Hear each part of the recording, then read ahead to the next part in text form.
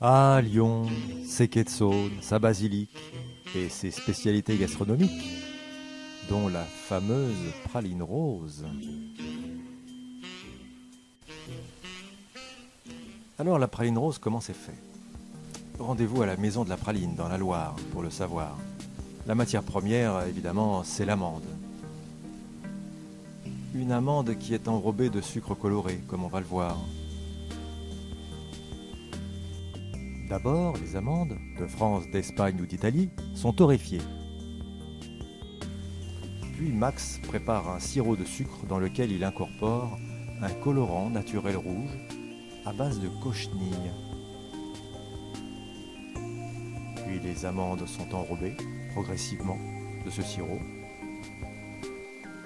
pour donner ces petites pralines aux formes irrégulières, délicieuses à croquer telles quelles, comme un bonbon. Mais elles se déclinent aussi en poudre pour les gâteaux, en sirop, en gelée.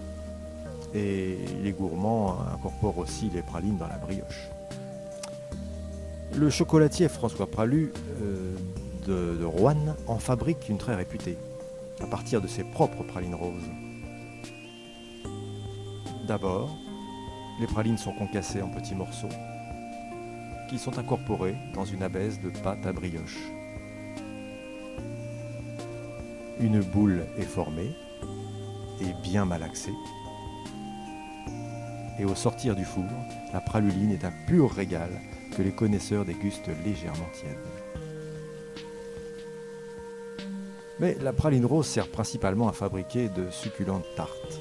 Cette appétissante tarte a l'air plus simple qu'elle n'en a l'air, car il faut trouver le bon dosage entre les pralines concassées, l'appareil à la crème et l'épaisseur de la pâte sablée. Dans la très belle halle Paul Bocuse de Lyon, l'un des meilleurs pâtissiers chocolatiers lyonnais nous présente sa tarte aux pralines roses, une pure merveille. C'est Monsieur Sève. Celle-ci n'est pas mal non plus, elle se déguste chez Marcel, un authentique bouchon lyonnais, situé à Paris, dans le 6e. Elle fait la fierté du chef et du patron, Éric et Pierre, qui se feront un plaisir de vous la faire goûter. Alors bon appétit!